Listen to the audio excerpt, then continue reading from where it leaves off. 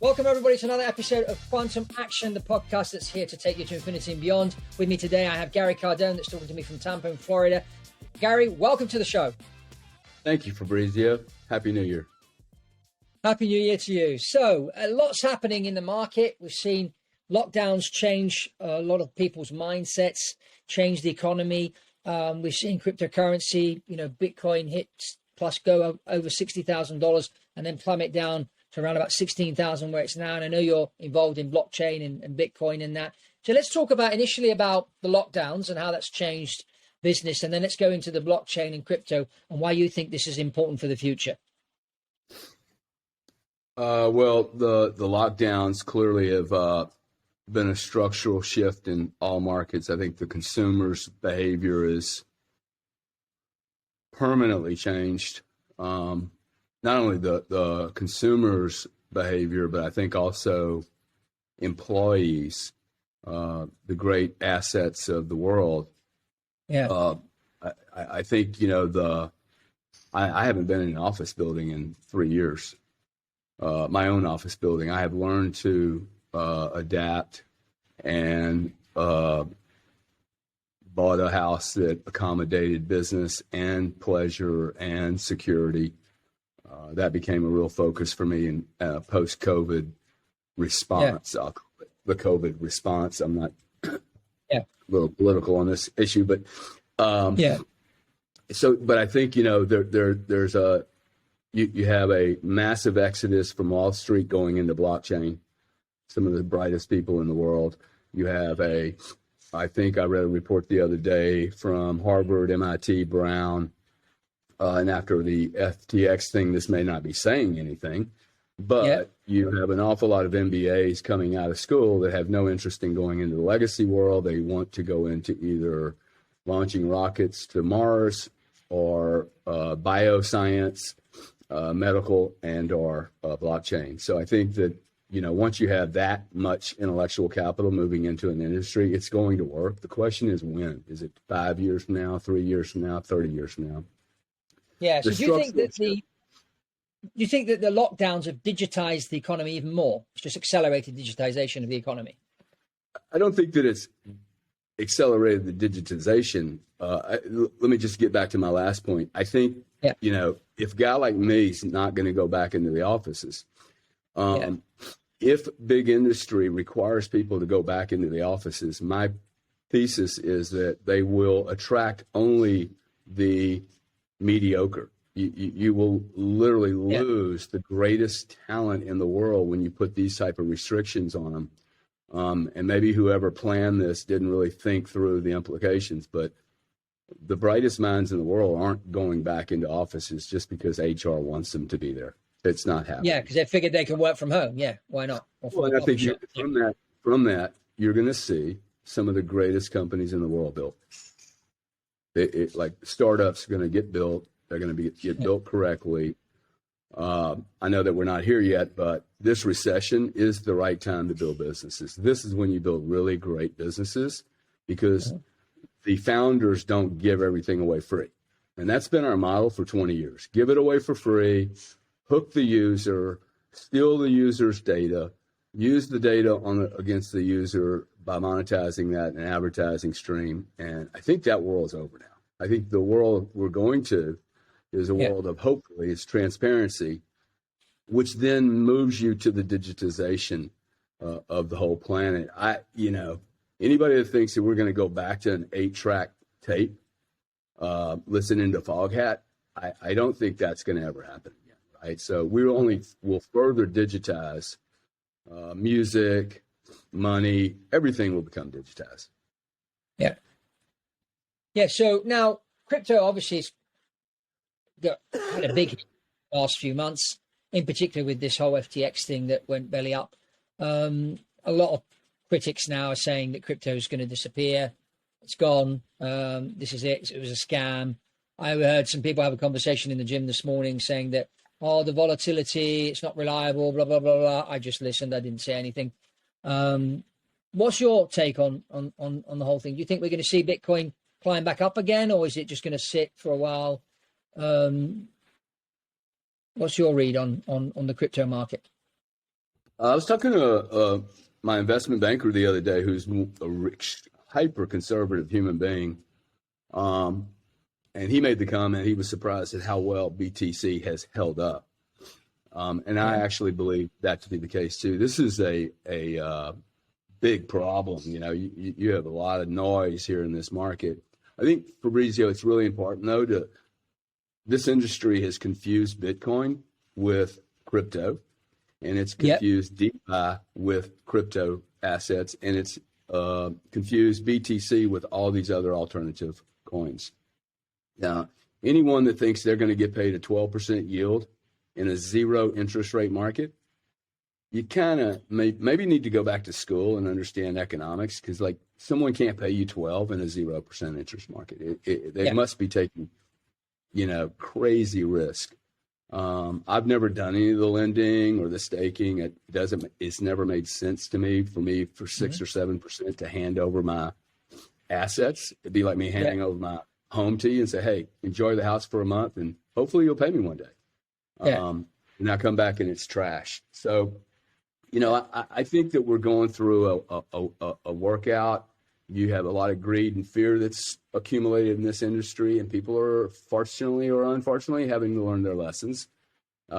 This is going to drive regulation into this industry. And that regulation will be really, really, really healthy. And in fact, that's one of the reasons that I was very interested in my investment in Node 40, because I see Node 40 as a compliance, regulatory, tracking, tracing, accounting tool that helps make the ecosphere more reliable, more understandable by all players, that we understand what's happening, what's supply and demand. There's still a lot of opacity that needs to come out of the system. Yeah, so tell us a bit about Node 40 and how it works for those that are watching and listening. Node 40 is it's a computer science software solution designed to track digital assets, including NFTs and DeFi transactions, down to the lot level. And most people don't understand, when you buy a house, you bought the house. And you then present that to your accountant, and you have a tax position on that particular house, whether it's for state tax, federal tax, or capital gain or capital loss. When you buy a Bitcoin, you don't buy one Bitcoin. You're buying lots, LOTSs, lots, small fragments from various different sources, and each one of those transactions must be tracked, traced, and accounted for. They each have a cost base, right? That's unique to it. And if you're a hodler and you're gonna, give these Bitcoin to your children in 20 years, are you going to be able to show them what you actually did? You're going to be dead. The kid's going to have 10 Bitcoin. People think they're going to be worth $1 million each. So she's got $10 million, but she can't show the tax man where they came from, what the cost base was, what happened, when dad did it. Dad was a genius, but he was such a cheap bastard that he wouldn't spend $5,000 or $6,000 or $10,000 doing the tracking, tracing, and accounting on those assets. And fortunately or unfortunately, the user that's buying this stuff needs to be responsible, because there are very few experts in this field that know how to do this properly. So what will happen then if the young lady inherits these 10 Bitcoins from the dad?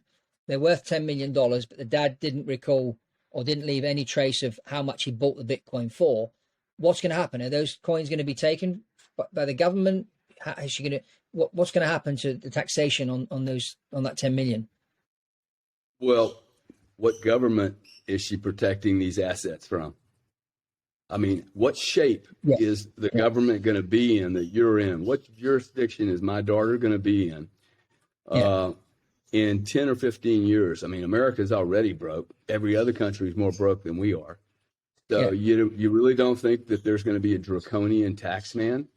I mean, we just got through with an experience of having people stick needles in our body, tell us that we would get fired if we didn't. I know people with $300,000 lost their jobs because they wouldn't take the vaccine. You really think that you're going to show up with 10, 100, $1 billion worth of Bitcoin, 35-year-old girl in some country? I think they're going to get their piece. Okay. The question is, are they going to get just all the inheritance piece, or are they just going to take it all? Because she is going to be undefended. She will be undefendable because she has no records. I mean, Kevin O'Leary the other day said he has no records on his FTX. If he would have been doing business with me, he would have a record from the prior day, exactly what happened, where his coins were, exactly what the cost of those coins were. Now, the next day they would have disappeared, but he would have had a backup. So has he lost a lot of money then as a result of that? Well, he was a sponsor for FTX and an investor, so he's in a bit of deep water. I'm not trying to throw him under the bus, by the way. It just shows you how rapidly this market developed and how few tools there are, what I call, normal legacy type tools for accounting and practices and tax and law and the normal guide rails that are in place for large markets. They're not existent in the crypto space yet. And so you have a bunch of traders who are chasing alpha, chasing volatility, chasing opportunity without any of the guardrails in place necessary to really make that marketplace a healthy market. It's like going to a cage fight and there is no cage. It's just the whole stadium. Let's all fight. No rules. Off we go. No rules whatsoever. Yeah, so you think this year is going to be the year where they introduce the regulations that are so much needed to regulate the crypto market, and this will probably stabilize a bit more and probably encourage more people to invest? I think until the regulations come, you're not going to have the big boys here. They're going to run 1,000 miles away. You're not going to have sovereigns. You're not going to have pension funds bringing it. They got $1 trillion and they want to put $2 billion to work in this space.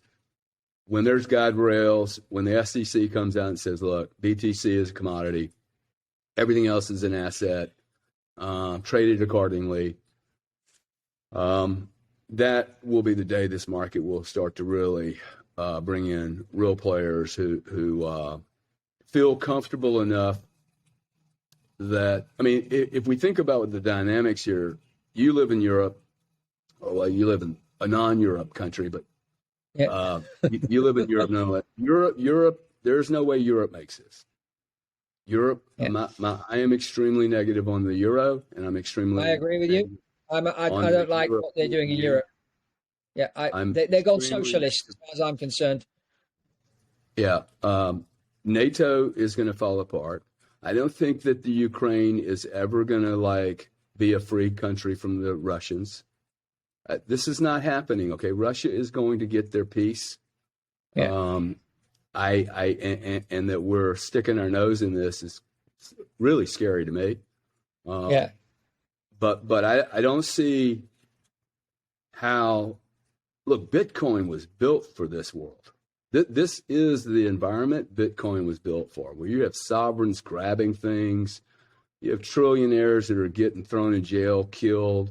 We have a lot of crazy stuff going on right now, right? And I don't see how you can have a massive recession, a global recession, which is absolutely happening, and then Bitcoin not offer some promise to minimally a small percentage of people like me and you, 2 or 3% of the world's population. I think that's 240 million people. Yeah, that's a lot of people. Okay, a lot of people owning Bitcoin. Let's say it's only $100,000. You just do the math. So it's these markets always start like this. Yeah. Okay. All markets start like this, right? In the rough, bunch of dodgy going on, criminals taking advantage of big gaps in the system.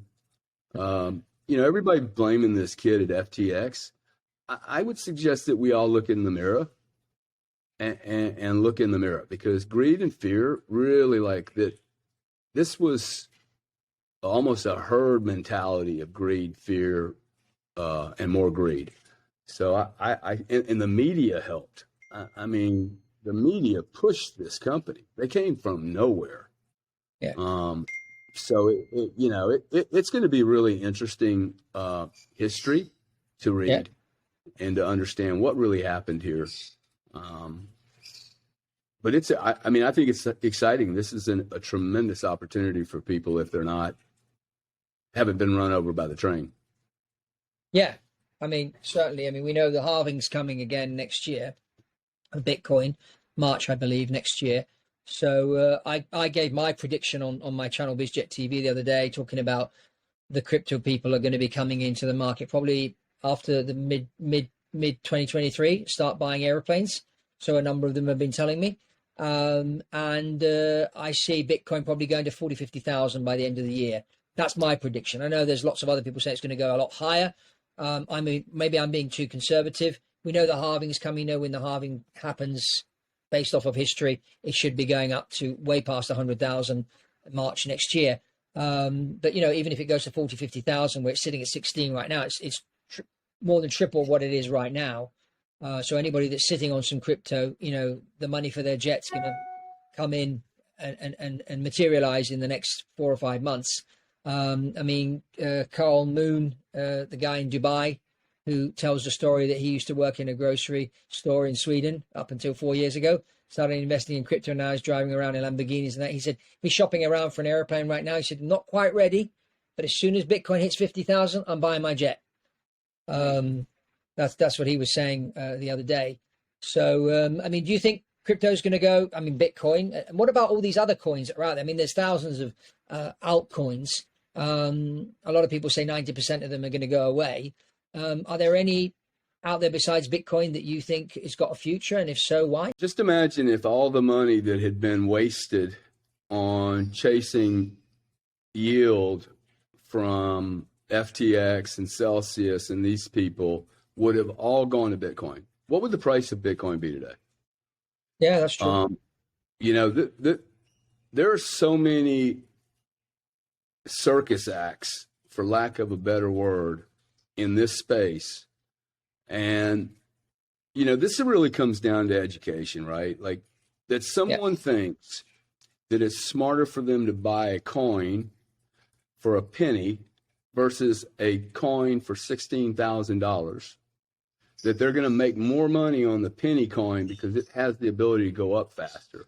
It's weird to me. Okay. I like buying things that are, they're priced for quality. They're not cheap. Like I think buying Bitcoin at $200 12 years ago was risky, really, really risky, riskier than it is today. Yeah. Because you didn't really know. Why did so many people lose their Bitcoin? Because it wasn't priced correctly. Nobody cared. It's like, it's $100. Who cares? I don't care about my keys. So I don't really buy the whole other altcoin scenario. I think there's going to be one standard, and there's not going to be three.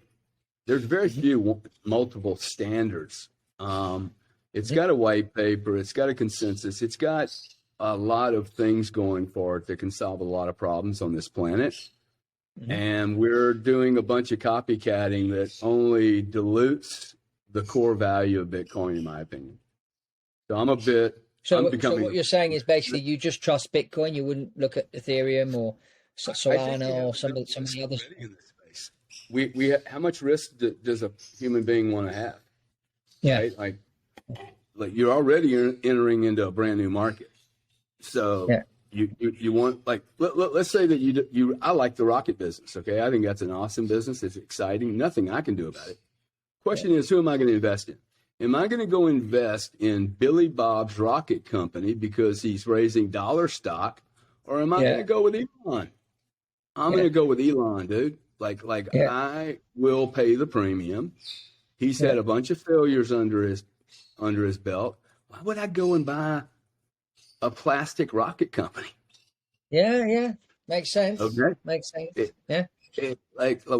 But I understand some people do that. Like I like buying, the worst home in the nicest neighborhood. And I don't like buying the, worst home in the worst neighborhood. It doesn't make any sense to me. So I think, that unless somebody just doesn't have anything else to do with their risk, I don't know why you would go buy XYZ coin. Yeah. Makes sense. So let's talk about blockchain, which is linked obviously to Bitcoin. I know you've been investing in a number of blockchain opportunities recently. Where do you see blockchain playing a big part in everybody's life in the next few years? I don't know that it happens in the next years, 2 years, but there is a lot of large corporates that are spending a tremendous amount of money, energy, resources on blockchain. MasterCard has one of the largest blockchain divisions in the world. Visa has one of the biggest blockchain divisions in the world. Walmart's had, I don't even know how large their operation is, so big. The internet really helped almost every industry become grossly disturbed, distorted, turned on its ear. Retail, books, music. I have 3 music apps on my telephone. I have Spotify, Apple, and Yahoo. And I woke up one day and I'm like, wow, I'm paying for all 3 of these. How did Apple let this happen? They developed the iPod, and now there's a company called Spotify that I use more than I use Apple, and I'm paying both of them. Now, one thing, that's going to change. People are going to stop paying for multiple users. But also, if you could disrupt every industry through the internet, just through getting access to about 4 or 5 billion people, I think Web 1.0, Web 2.0, for lack of a better word, really attacked every industry except the financial industry, the banking industry, the investment banking, the insurance business, stuff like that. I think payments, credit cards.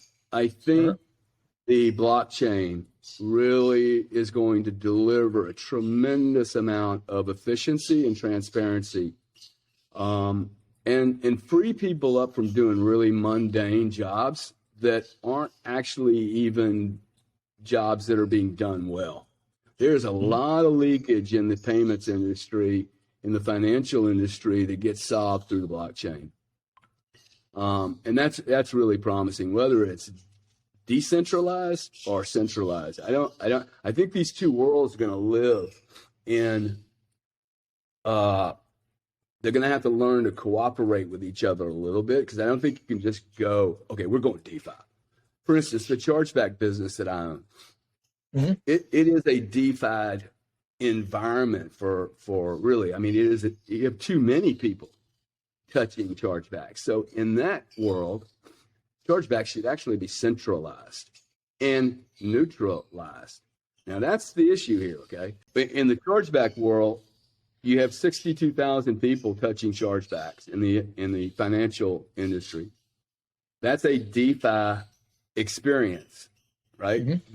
All the people are decentralized. They're not in one central depository. They all have the kind of the same rules, but do you really know if they're all really applying the same rules? So in that world, chargebacks would do well to have a centralized universe where everything gets solved there. The problem is you have to also be neutral. You cannot have a centralized facility and then have some guy trading on the back of that, right? He has a commercial position there. So these are all I'm saying is I think the decentralized thesis and the centralized thesis are going to live together for a while. And they're not, one is not right and one is not wrong. It's really dependent on the marketplace and what's trying to be achieved. Yeah. Also, the other thing that's disrupting a lot of what happens in the world today is the advent of citizen journalists, where people used to switch their TVs on or pick up a newspaper at the store, and that's where they got their news from. The famous term fake news, which is out there these days. But now, anybody can be a journalist. If they got a phone, they can start a YouTube channel and start creating their own news channel. How do you think this is going to change the way people do business? Well, it's already changing a lot of ways of doing business. But how do you think this is? And obviously, we've seen people try and censor people. We saw this whole story of Andrew Tate. They got thrown off social media, then he came back on again, and now they've arrested him and thrown him in jail. I mean, how do you think that the whole citizen journal, do you think that's going to continue, or do you think we're going to see more censorship? And we've seen Twitter was bought by Elon Musk. He's allowed a lot more people back on his platform and saying we need to give people free speech. How do you think all that's going to play out? Well, that's a big topic, censorship and journalism. I will tell you that I find myself being really nervous saying things on social media. I'm actually thinking, hey, maybe I shouldn't say this. Maybe I'm going to get clocked. Maybe one of my partners just decides they don't like that. It's really sad. It's really sad that an honest businessman spent 50 years of his life making mistakes, investing money all over the world, trying to be a better person, giving to charity, that I have an opinion in. If I mention, hey, I'm not vaccinating my children until, I've got a lot of lab results, a lot of history here, and I get worried about getting yanked off of a platform. I find that to be despicable. It's no longer the United States that I'm familiar with. Funny enough, I've never been a Twitter user. I now am an $8 a month payer on Twitter. I would be more than happy to pay $18. I don't want people stealing my personality. I want to be able to say what I want to say. I want you to be able to say what you want to say, and I don't really care what you say because I don't have to come and listen to you. Yeah. I can say, you know what? I'm going to block Fabrizio. I don't like his politics. Cool. Yeah. Awesome. Yeah. Go join your own club, man. I have nothing about you and your club. You want to have your club of aviation people and y'all want to drink whiskey at 2:00 in the morning and talk about flying at 51,000 feet. That's awesome. Why should I interfere with you? Yeah. Right. So I like what Twitter's doing. I would invest money with Elon on Twitter, even though I think he grossly overpaid for this thing.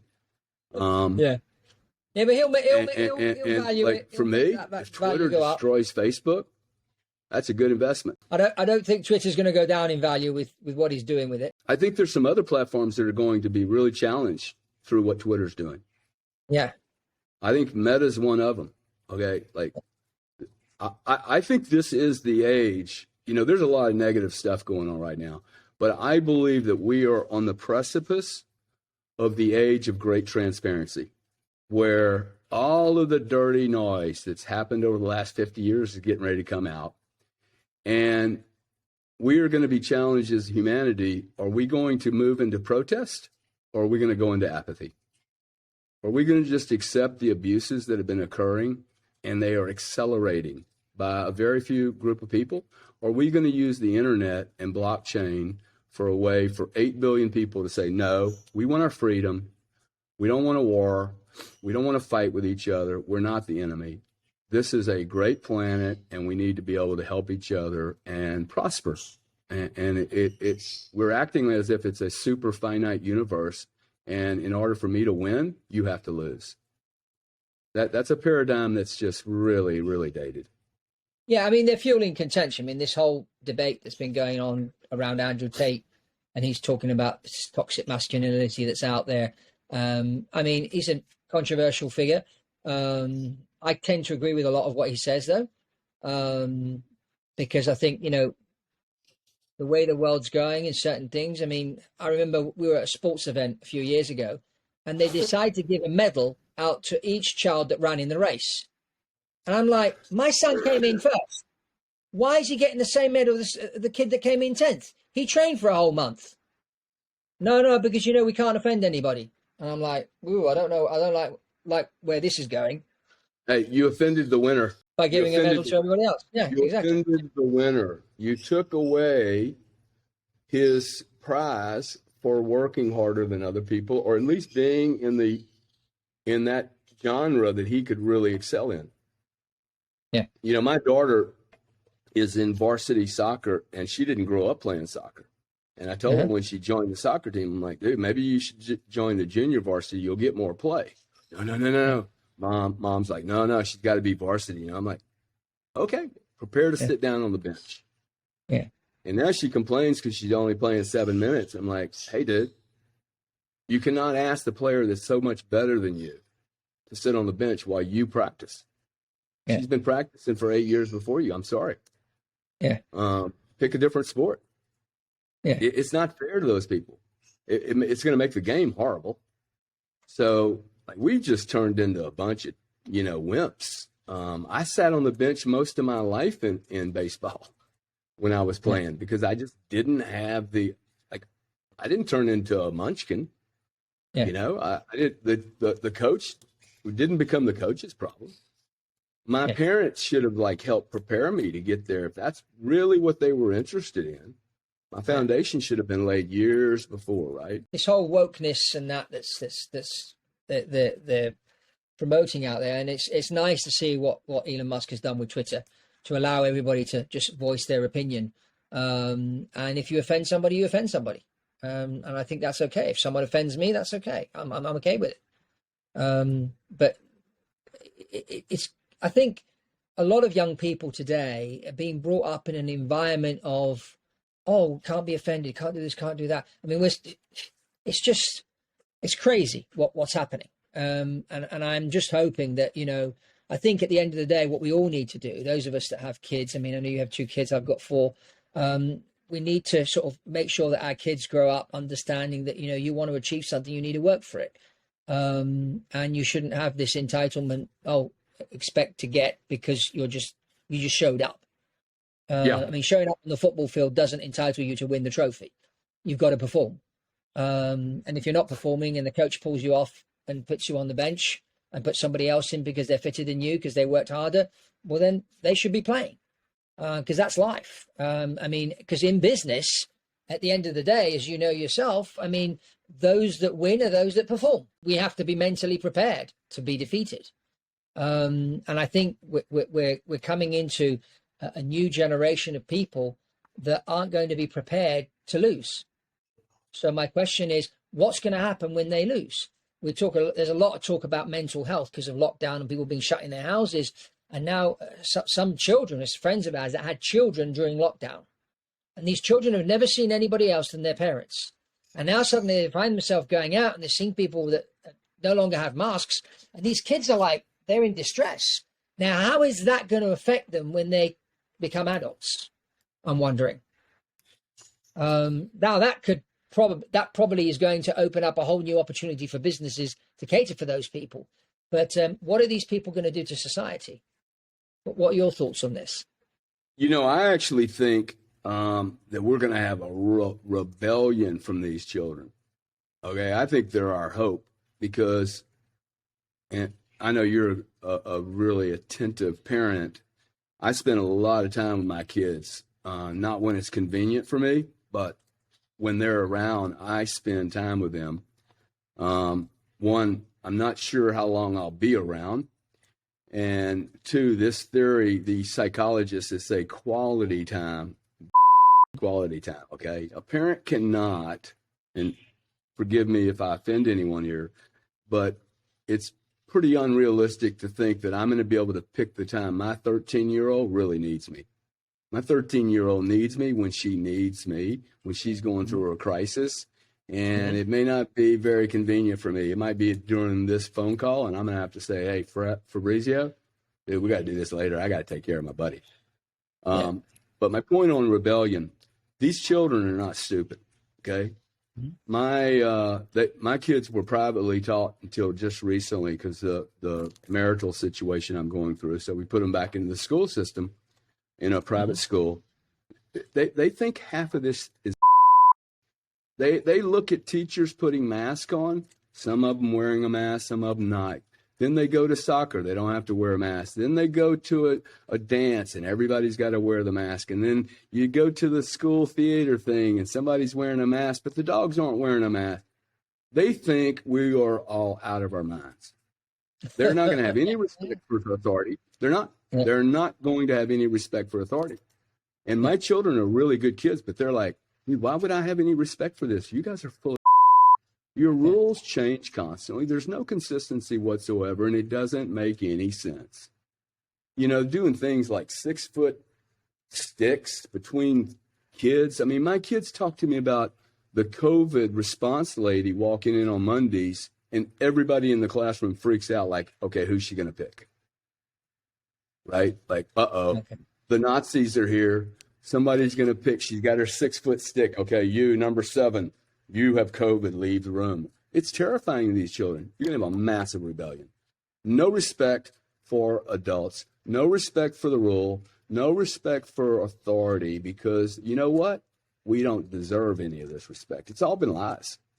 And I don't blame them. I mean, if I would have been a kid growing up in this environment, I would have been destroying the school, man. Like I would have been going crazy because I would get so angry. I'd be like, this is crazy. Yeah. I mean, I have to wear a piece of underwear over my face. You know, so we're going to have a lot of undesired consequences from this.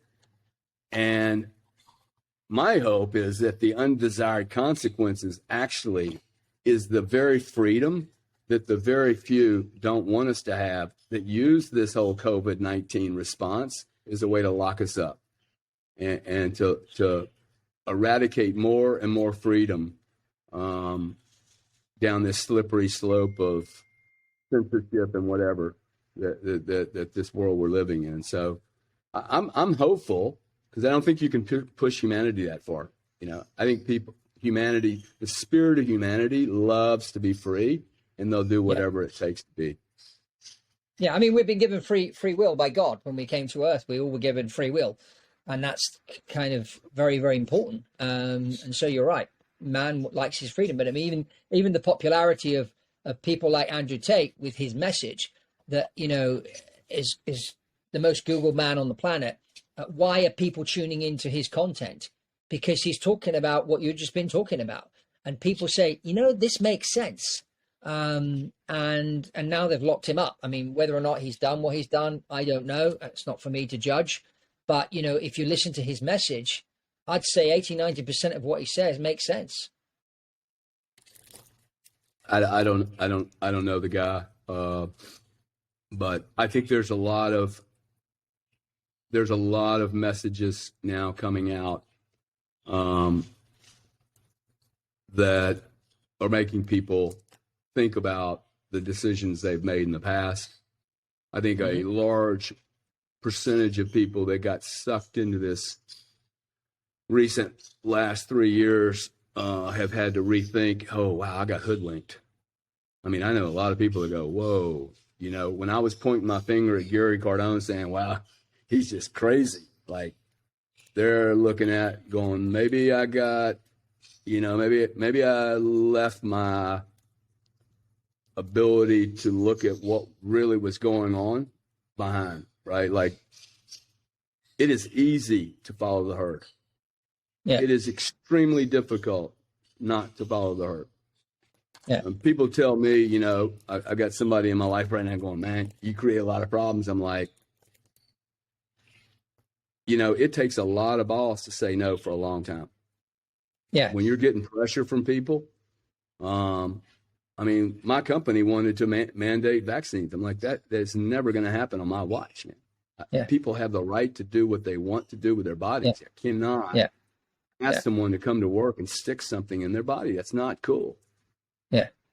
So, look, it's as long as we don't have censorship, we're going to be okay. Yeah. Now, that's a big if. Yeah. But I mean, you're right. People are going to rebel. And I was having a discussion with some people the other day about, is there going to be another lockdown? And I said, well, if they try and do another lockdown, people are just going to rebel, because so many people now have started to wake up and figure out, was this really necessary? And as you're saying, the little kids watching all these adults behave in a certain way or misbehave, and they figure it out. Well, why are we wearing these masks? Why are we doing that? And so many people now, I mean, here in England, people went for the first shot, the second shot, and then so many people decided not to go for the third or fourth shot. I wonder why. And, you know, you see more and more information. I mean, even here in England, they released a video just the other week of NHS doctors saying that the COVID vaccine is actually causing a lot of premature deaths in people. So we should stop having our patients vaccinated. Well, and one of these GPs I know is a local GP, was going on and on about vaccinate, everybody has to be vaccinated. I just kept my mouth shut, didn't say anything.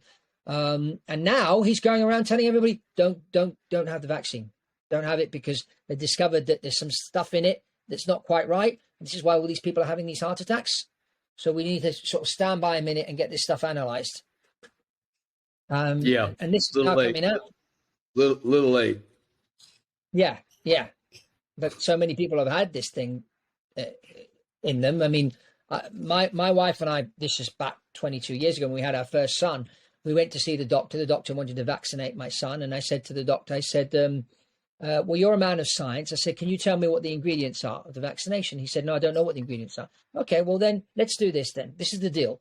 I said, you go and find out what the list of the ingredients are, and then call me in the office and I'll sit down. You explain to me scientifically how this is going to benefit my son, and you can vaccinate him, my wife, and myself. No problem. A week later, we get a letter from the doctor saying he no longer wanted to be our doctor. We never heard from him since. That's right. That's it. So when this whole thing happened, the first thing we did is went to see the ingredients, and we thought, you know what? I think we don't need that stuff. We can cope without. Yeah. And we've coped without. I mean, I've had COVID twice. I didn't die. It was just a normal flu as far as I'm concerned. Actually, it was not as bad as flus that I've had in the past. I was sick for 2 or 3 days, and then I'm back up again and running. Same here. So, you know, it's just, I think at the end of the day, the important thing here for all of us and for everybody that's watching and listening is that we need to learn to think, use this thing up here and connect the dots. Don't sort of switch the telly on and listen to BBC or CNN and believe what they're telling you just because it says BBC or CNN underneath. But listen to different sources of information, the mainstream news and citizen journalists, and think about what people are saying and connect the dots. And that way you'll find out who's telling the truth and who isn't. But we need to learn to do our own research. And I think that's really, like, same in the crypto space. As you were saying before, so many people jump on and buy the penny crypto because they think the penny crypto, if that goes up to $300, I've made 300 times my money instead of investing in Bitcoin, which has already gone through all the rocky road. Same with investing in rockets. Let me invest in Elon because he's gone through the rocky road. And okay, it's going to cost me more money, but it's more secure. You know, those are the things that people need to be doing. We need to be using this. And if you're going to invest in it, but think about the problem we have here. We just got through talking about putting 5-year-old kids in masks in school. So they're spending more time doing that than teaching the kids how to read. So it's one thing to tell people, hey, do your own research, but I don't even think most people know how to do it. That's true. I think very true. How do they do the research? Yeah. They don't even know what to look for. I mean, I have a sister who's graduated summa cum laude or whatever they call that, straight A's. Yeah. I love my sister, but I don't think she learned anything in school. I think she learned how to memorize. Her practical understanding of just basic marketplace dynamics, supply and demand, interest rates, it is exceedingly narrow. And I wonder, you know, and she's older than me, so this is only worsened. I meet people in business that don't know how to price products correctly, that don't understand cash flow, that, I mean, and we've had 20 years of it working. Like, we've had 20 years of billion-dollar companies being formed on the back of nothing, and raised on zero interest rate. You know, money's free. Well, it's not free now. I don't know if you saw the Blackstone deal. I wanted to ask you about jets because I got to believe that the jet market is starting to turn over. I find the jet market to be an extremely good measure for the market, like macro global market. And like I chartered a jet the other day, a CJ out of Denver. I had to get out because I got stuck there. It cost me like $7,000, dude, an hour. I mean, and that used to be $2,000. So, you know, a year ago, you couldn't even get a plane. Now there's plenty of assets available, but the price is still hanging up there. There's a lot of capacity being used, but how long can that last? Well, I mean, You know, it's interesting because what's been happening in the airplane market is obviously lockdown. No one was traveling. My business got hit big time, but now more and more people have been traveling by private jet, and obviously the charter market. But the interesting trend is that people learning to fly. I mean, I sold an airplane to a guy in Houston just before Christmas, and he'd started to learn to fly, and he wanted to buy his own plane. It was a propeller airplane, Cirrus. Spent over $1 million for it. So located the airplane. It was in Italy. We did the pre-buy inspection, everything. We had it ferried over to Houston. And this guy's flying himself. He's got a number of franchises. So he's flying to his different franchises in his little airplane. And his goal is next year to buy a turboprop and fly it and then move on to a jet a couple of years after that.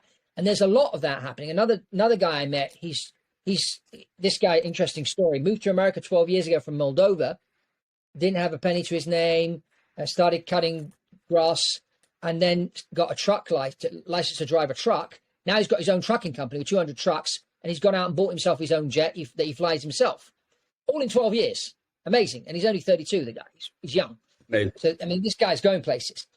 So we're noticing that there's a lot of these, what I call pilot owner people that come into them. They're going to flight school. The flight schools are very busy with these type of people. No one wants to be a commercial pilot anymore. That's gone. Why should you spend $150,000 to go and make $2,000 a month? Doesn't make sense. There's lots of other jobs and businesses that you can do that give you a better return on investment. If you play your cards right, do what this George guy did from Moldova, where in 12 years, he ended up buying his own jet and flying it. And you know, that's the way to do it. And his business has paid for everything along the way. Why not, instead of giving the money to the tax man, go and buy a jet like your brother did? So what I see this year is the prices are going to come down a little bit, 6-7%. The inventory is going to increase a little bit, but COVID has created a lot more people wanting to travel by private jet. I mean, McKinsey did a whole survey on it, and they said only 10% of people that could buy a jet have actually bought one. Right. So I'm not saying all that other 90% that can afford it, that haven't bought one, is going to buy one, but I still see those numbers quite strong. Charter market, yes, it's gone down a bit compared to last year. Prices are still up there also because of the cost of fuel, etc. But demand is still fairly high, and I think it's going to stay up there.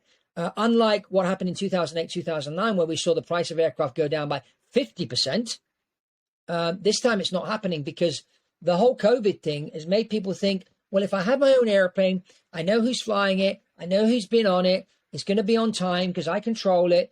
I mean, how many people now flying with the airlines are getting disrupted by flight cancellations, lost luggage, all that? It's happening more than ever. And so people are saying, you know what, forget the airlines, I'll just go by private jet. It's going to cost me a bit more money, but at least I know I'm going to get there. So yeah. I don't see, I see it's that market behaving very differently to how it behaved back in 2008 because of the lockdowns. Right. But this last thing, I'll let you speak. It's business travel has decreased though, because people are using, like Zoom and things like that. So people, before they jump on a plane to go to the other side of the world for a meeting, the question is, can I hash out this meeting over a Zoom call? And sometimes the answer is yes. Actually, most of the time, the answer is more yes than no. So business travel is decreasing. Of course, people are still going on holiday, so you have to go on a plane. You can't have a virtual holiday. But a lot of that business travel is now migrating over to private jet travel. Not a lot of, not big chunks, but there is a certain chunk of that. But people are saying, we're not going to fly first class. We're going to go private jet, but we're going to travel 3 times a year instead of 10. Yeah. Yeah, I could see that. I think it'll be a function of what big corporates do, because I think big corporates are going to come under a lot of pressure. And they still have the vast majority of fleets. I think you're going to see some real head shakers here. You got, I don't know how many zombie companies there are in the Fortune 500, but there's a lot, probably 80 or 90, 20% of the companies are zombies, meaning they have more debt than they have income. Oh, yeah. Okay. And if you think about this year, interest rates went from 0 to 7%. Blackstone, REIT, the real estate deal, I think they have 240 million homes in America. Yeah. They just paid 11.25% for money. This is Wow. Blackstone, one of the great companies of the world, having to pay 11.25% for 6-year money on $4 billion. Do Yeah. you It's a lot know of money. how catastrophic of a change that is from a year and a half ago?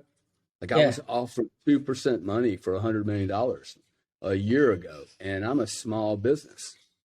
Yeah. Michael Saylor was borrowing money at zero. Yeah. And now you got Blackstone having to pay 11.25 to University of California pension fund. That's a monster number. Okay, a Yeah. monster number. Yeah. So it's I don't think that you're gonna have the companies are gonna have to look at their world very, very differently. Yeah. Anybody that needed to raise money in the last 12 months, I mean, this is going to be a problem for them. Anyone that raised money 18 months ago, it's going to be a problem because they raised it such super, super large numbers. So it's going to just be a really interesting, I think, 18 months. Yeah. And whether it's crypto, people say crypto's gotten crushed. Everything's gotten crushed. Yeah. Okay, let's Very be true. honest. Okay, Yeah. I mean, if you're in the Ukraine, you don't really you're not talking about the Bitcoin price. If you're talking about the Eurozone, you're not talking about the crypto price. You're talking about what is the price of freaking kilowatt of power, right? Yeah. $1,800. I mean, those utilities are broke in Europe. The entire German utility market's going to go bankrupt unless the Germans print some money or the euro prints some money. So it's crazy out there. But inside that craziness, I think there's opportunities. Yeah. If you're nimble and you have a good eye for problems that you can solve, for a guy like me, who builds businesses to service large institutions, this is awesome. Because who wants to hire a team of, I invested in Node 40, which reminds me very much of Chargebacks 911 10 years ago. In June or May of this year, that company went from 12 people to 42 people in 3 months. And there's only 2 salespeople. So we've hired 30 different developers. I freed up the founders so they can do what they do really well, which is build technological solutions and not worry about markets, not worry about money, not worry about sales, not worry about contracting, not worry about institutions. All they have to do is get SOC 2, SOC 1, PPI, be strong as dirt on security, and make sure our team's the best in the world. And we will sell products and services to these large institutions who don't want to use their most valuable resources on tangential businesses, on things they need to do, but that's not core to their business. So it's a great, like the 32-year-old guy that built the $1 million business that you talk about.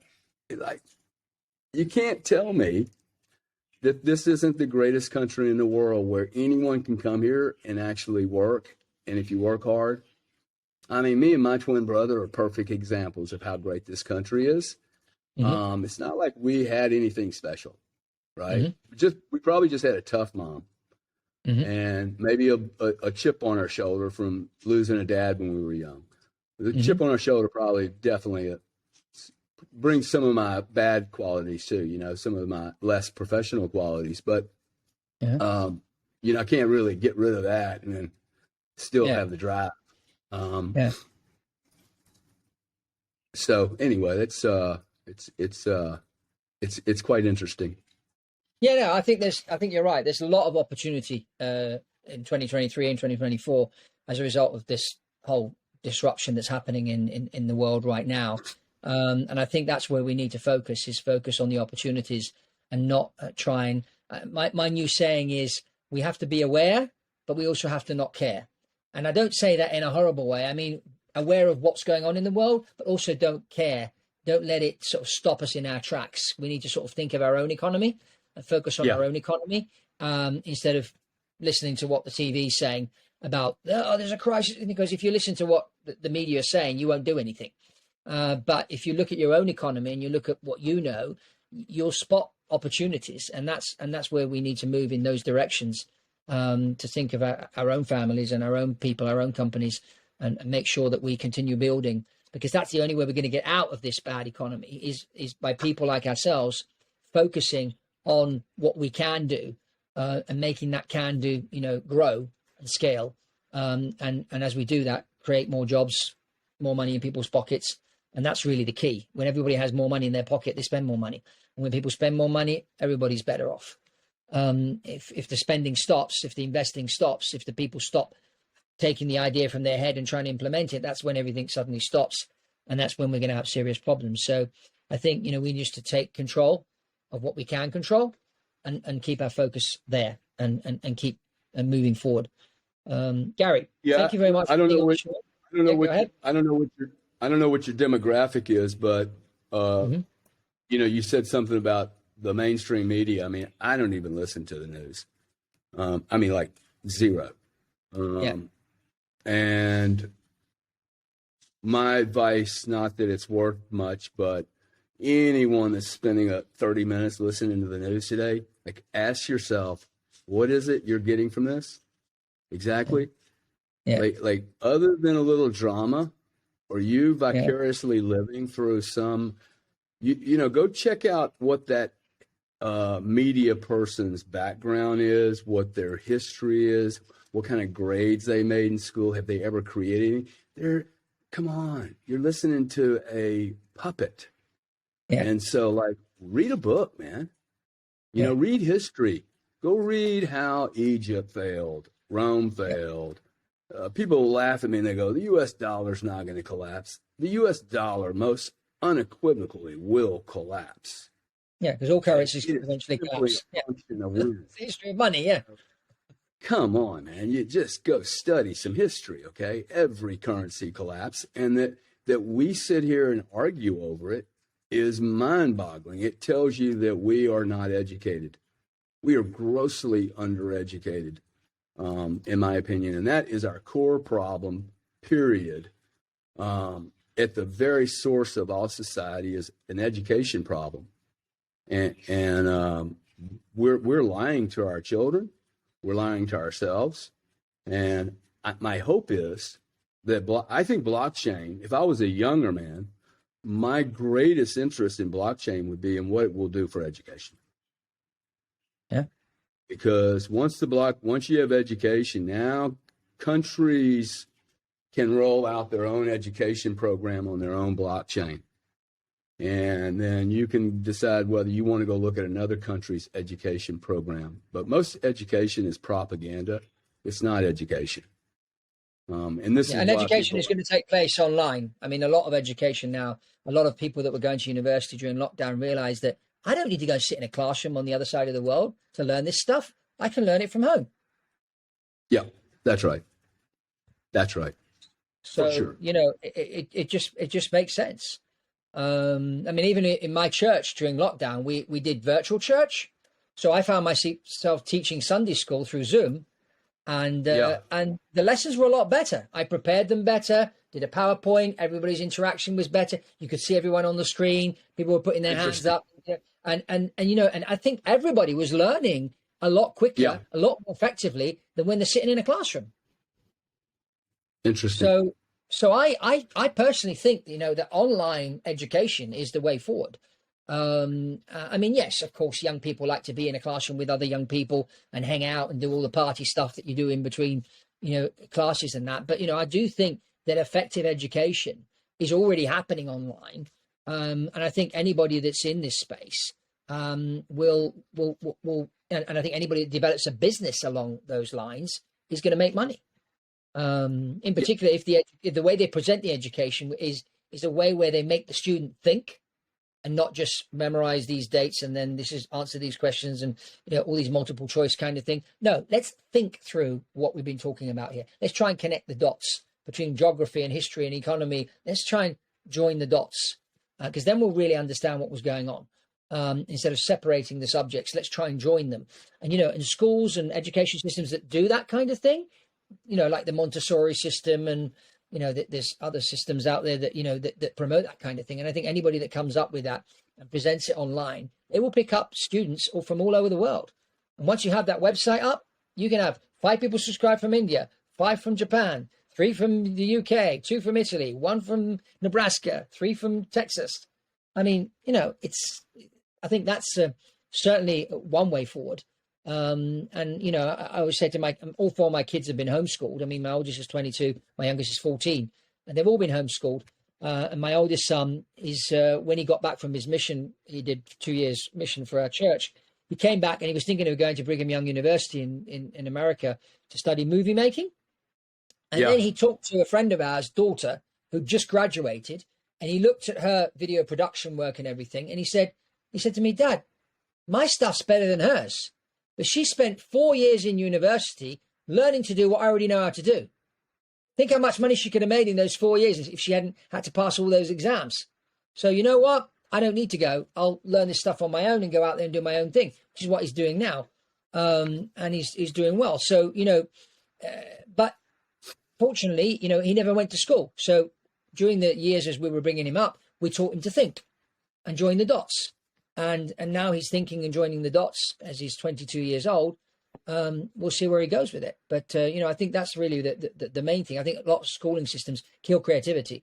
And I think that's where the human being has power, is in being able to be creative and create. And if we can keep creating, like now, there's opportunity out there. We can see the opportunity and then create something out of the opportunity. That's when we can deliver prosperity to those around us. And I think that's really, really key. And let's not buy into this other noise that they're trying to, let's just focus and move forward to make a difference. Yeah. Gary, thank you very much for being on the show, and subscribe to Visit TV, everybody. We're here to help you, to take you to infinity and beyond. Thank you. Thank you.